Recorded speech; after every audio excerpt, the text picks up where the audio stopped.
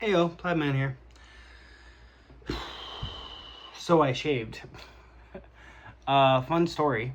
I had like the beard, and then I shaved. So I had like the goatee with some stubble on the side, and then I was trimming the mustache, and I trimmed too far, like to here, and I thought it would look stupid.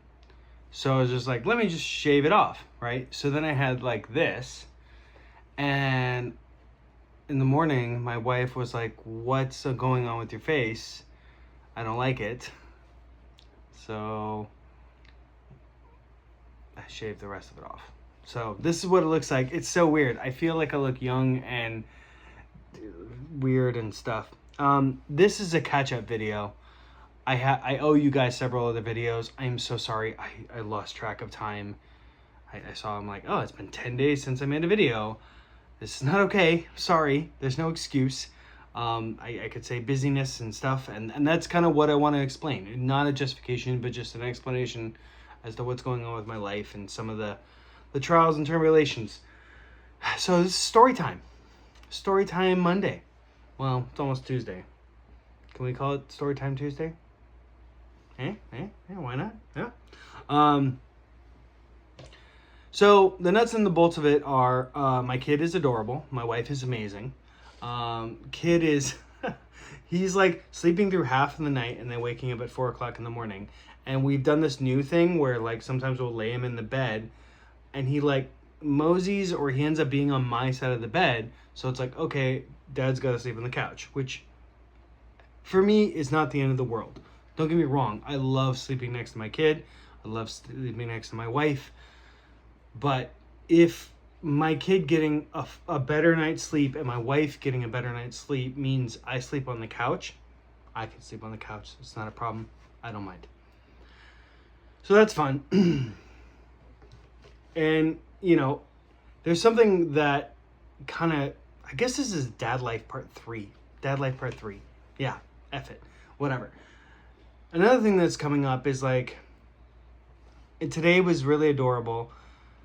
I told my wife, hey, after work, I'm going to do this thing, but I didn't remind her, which is my fault, and whatever, it just happens. And so she's like, oh, hey, it's been 8 hours, like, blah, blah, blah. Where are you?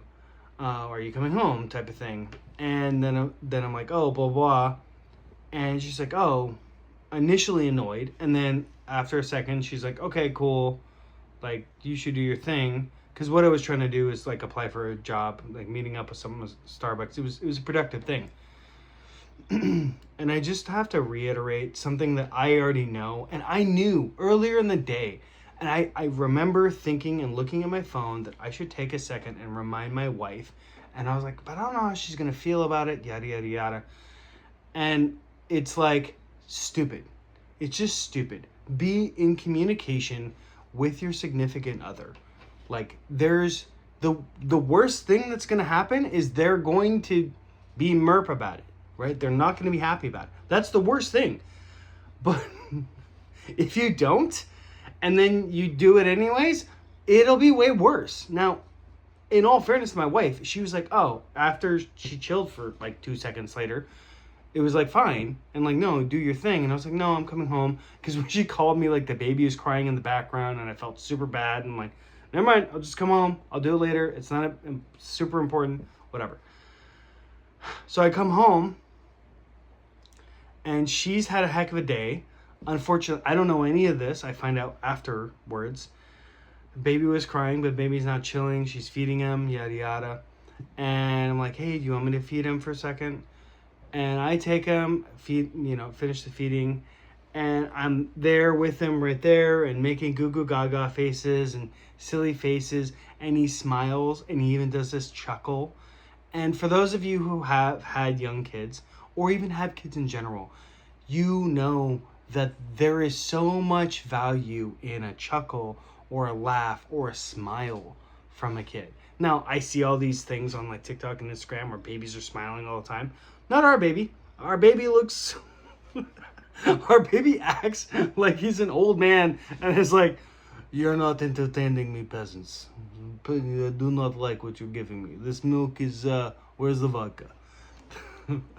So for him to chuckle or smile is like a big deal. And my wife's standing right there, and she gets like merp and pissed and not happy about it because like she's had a heck of a day, barely eaten, just struggling to just keep the baby afloat, and it's a juggle, and it's figuring out things, this, that, and the other thing, and I'm not there for it because I'm working, and I don't think I did it right, but you can't help but like flow power to and reinforce that your significant other, your wife, she's doing the best that she can. She's doing an amazing job. And all I could think of when I was looking at our kid, when she's in this moment, is think about like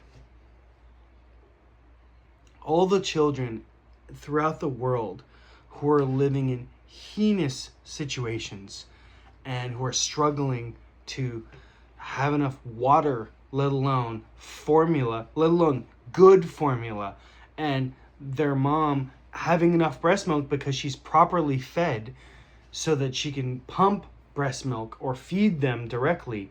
Like, how amazing our child has all of these resources, and my wife is annoyed that like for this one moment that I held the kid, because I've been gone for the last basically 8 plus, lunch plus driving, so 10 hours, and he chuckled because of something I said. And I just want all moms to know, I know you know this, but it's like those moments, they're not a knock on you. They're a compliment to you. The fact that you have kept this little one alive and are keeping it alive. So much so that he can chuckle at dad being there to be silly. Like, it's not a knock on you. You're an amazing person. Keep doing what you're doing. Don't be disheartened. Love that your kid loves his father. And my wife, just, yeah. It was a beautiful moment. I loved it, but I just thought it was an interesting moment. Okay. Here's another thing, and this is, I don't know what I'm doing, but it's an interesting question. So I was working for several years, 3 years with this construction company, very small construction company, and it was great. It was going okay. And then towards the last year, it kind of became problematic because I wasn't getting paid on time. And now fast forward, I am owed some money, like, a couple $1,000, 7,000 plus bucks. And I,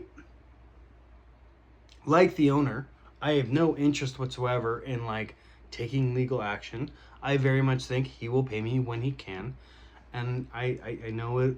I believe he will do it in a timely manner. But I was looking at this and like, I got a kid now. I need like consistent, I need 40 hours a week, and I need this and I need this. And so I, giving him some time, 2 weeks notice, moved on to another company. And today was day 1 of that other company. And I interviewed them, and I liked the people involved. I liked all the stuff. I was like, okay, cool. I can do this. This is an upgrade. It's not a huge upgrade, but it is an upgrade from what I was doing. And I'm like, this will be good. Like, this will be good. And then in doing the work today, I had this like weird moment where I'm like, whoa, what is happening? I'm 38. I want to do film.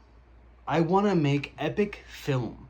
I'm not one of those people that I'm like, I need to be Spielberg or this. I'm more of the Michael Bay person where I want you to have seen my movie and be like, oh my God, that was it. That was a David Arthur film. That was an Arthur film. Like, what the F? Holy what? And just have it there and just like, dude, check out this movie. It's crazy. Like, and I'm not trying to be extra or ordinary or extraordinary rather. I'm not trying to be that. I'm just trying. I would like to make some stuff that like pushes the narrative, pushes the boundaries as to stuff, and also invokes some sort of conversation without being avant-garde or artsy fartsy or doing 100 takes because I just have to get the exact right shot. It's like no. Let's just get it. Let's just get it in the can. It doesn't have to be super expensive. Let's just get it. Make it look good. Make it look nice. Let's put it out. And it's annoying because I've had these ebbs and flows, and I feel like it's kind of an artist thing where you have these moments of like sheer inspiration and then like vacant desolation and then sheer inspiration. And I read this Werner Herzog book, which I'm going to do a review on. I promise. I will do it. I'll do it tomorrow. And through that, it was just so inspirational in the weirdest way because he's such an interesting cat and he's a director. And then yesterday, I'm doing some side work where I'm operating a photo booth.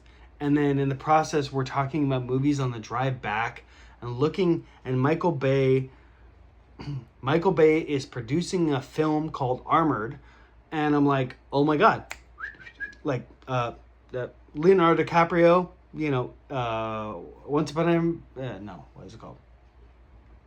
Something Hollywood. Anyways, the Leonardo DiCaprio reference was like, hey, that right there. He's got the drink and he's going like that. I had that moment of like, oh my god, wait, I've read that book. I like that book. I read that book because of this other book. And anyways, Armored, I like that book. I want to be a part of that. That's a thing that's happening. And I've only had that two other times in my life. And I missed the boat on both of those. And I was really annoyed because I really liked both of them. One was when they made the Aragon movie, which is a fantasy book series. Started the first book, the guy was 17 when he wrote it. And I loved the first 3 books. I thought they were really cool. Later, I was like, but whatever. And then the second one was Wheel of Time, which is by far my favorite fantasy series of all time, hands down. No ifs, ands, or buts. I hate the show. For those of you who watch the show, sorry. I'm watching it out of hate. I hate it so much. Anyways, so in a weird way, I'm like glad I wasn't part of it, but I also hate that I didn't make it go right. But I'm also glad. I don't know. But this is like, it's not even that I love this book so much. After reading Werner Herzog's book and then having this conversation, I'm like, oh my god, I should be in this. I don't know what I can do to be in it, but like I can act. I could even do background stuff, like background stuff or behind the scenes stuff. Like I want to be in this. This is cool. I like this story. And so it was a weird thing where I felt like I allowed myself to kind of get into this thing of, hey, I'm just going to work this job because it's a good thing. And then, unfortunately, as I'm working, this is day 1, and I still haven't figured out exactly what I'm going to do. I'm going to talk to a mentor of mine, a friend of mine, my wife again, work another day tomorrow, and hopefully figure it out. But what it came down to was kind of this, is like, okay, we need stability in our household for money and things like that. That's just a thing, a fact. We can't afford for dad to just willy-nilly do things. On top of that, I don't have the best track record for like setting a goal and then doing all the necessary steps to get there and finish the goal. I don't have the best track record in that. And even if I did, this is a situation where it is kind of a Hail Mary. Not specifically getting a role in this film, which wouldn't be the end of the world, but also like realizing, hey, I want to do film and get in that world. And it's like, okay, but you've had a lot of opportunities to do that, and you've effectively squandered a lot of your time and energy. And I'm 38 now. So what are you doing, dude? Like, this is not the time to start. And you wouldn't believe me, but yeah, in my early 20s, I was so close to being in feature films or TV shows that you would know, like Teen Wolf and things like that. I was this close. I had this six pack. I was very good looking. I had a full head of hair. I was great. And I was really, really close to that. Like in the conversation, talking to the right people, and I just got weird vibes, and I went in a different way. And unfortunately, I hitched my wagon to a group of people who were not good people. And then I spent the rest of my 20s trying to find a wife. And unfortunately, I didn't find one till I was 30. And that's when I met my current wife. And then I went through that, and we were living in Palmdale for 5 years. And I, again, just didn't utilize my chutzpah the right way. So I've not spent my free time correctly. And I'm realizing now that I'm a couple years away from 40, and I want to do these things. And if I want to do them, this is kind of the last time. It's not that I can't do it later. It's just really there is this moment, and I'm planning on taking it. I don't know if I'm going to keep working at this job. I feel some sort of way that if I keep working there and knowing that at a moment's notice I might go to an audition and I can't work, and they're going to be like, but I don't like putting people in that kind of position. I feel like that's mean. So it's kind of an interesting thing, and I don't know what the right answer is.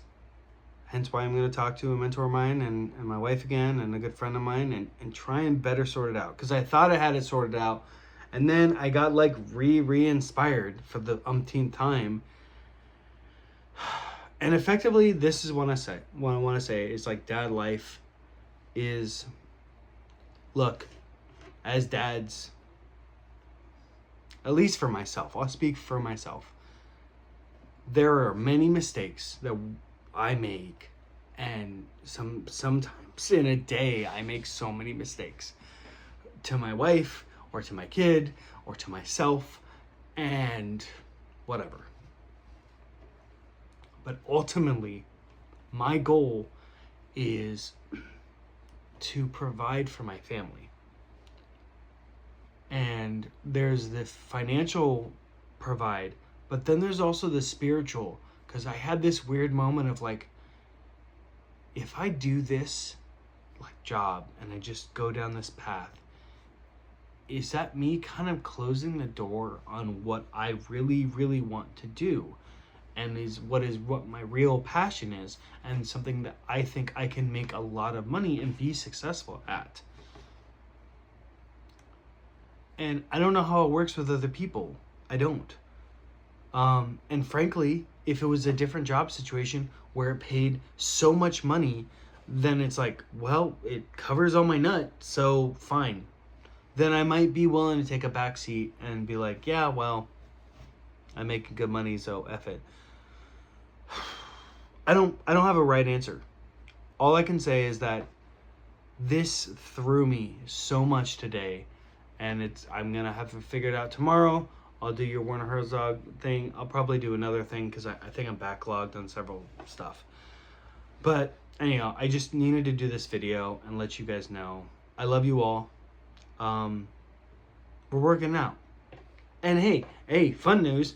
We might have a house down the street that we can buy for more money than we can afford. Which, in California, I'm hoping if we could buy it for $500, that would be amazing. $500K. I know. The rest of the country is like, that's really expensive. And I'm like, yeah, I know in California, especially in LA, that's like dirt cheap. Unfortunately, it's ridiculously expensive to live here. I love you all. Thank you for listening. For those of you who did, I hope you gleaned some inspiration or whatever. Feel free to comment. I'd love to like. And if you have a book or a movie or a TV show that you'd like me to check out and review, please comment, post. I'll happily check it out. And yeah, that's it for now. I love you all. And this is our wonderful cat, Embers. Bye. Hi, Embers. All right, bye all. Talk to you soon.